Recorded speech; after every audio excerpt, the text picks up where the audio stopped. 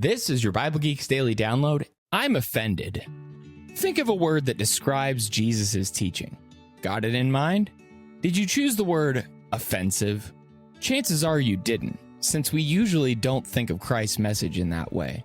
While he wasn't unnecessarily abrasive, harsh, or unkind with his words, plenty of people took offense at him.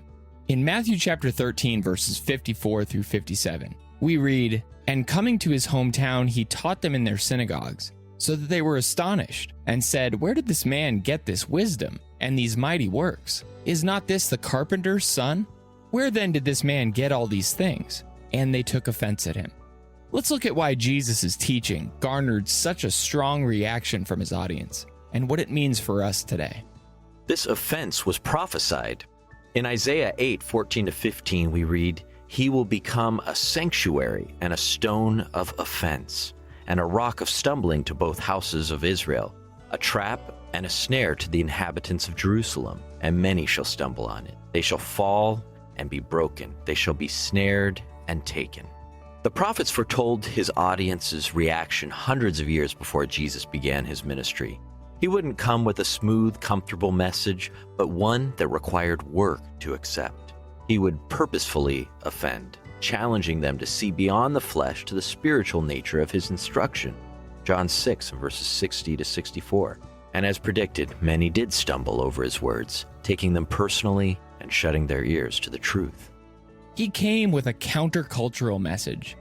He said in Matthew chapter 15, verses 11 through 12, "It is not what goes into the mouth that defiles a person, but what comes out of the mouth.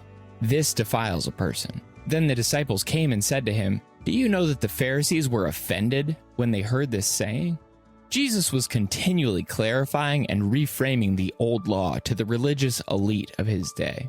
But they wouldn't accept that their traditions were coming to an end, especially from the son of a carpenter. They saw Jesus as a troublemaker, one who was trying to rock the boat. And so, many hardened their hearts rather than accepting his words. So now the choice is yours.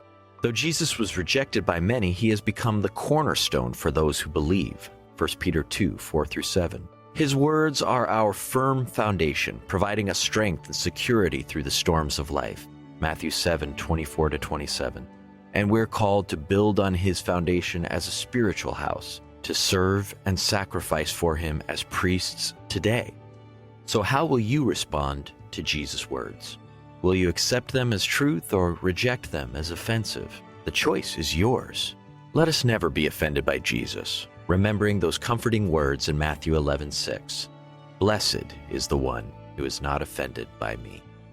Thanks for tuning in, and may the Lord bless you and keep you today. Shalom.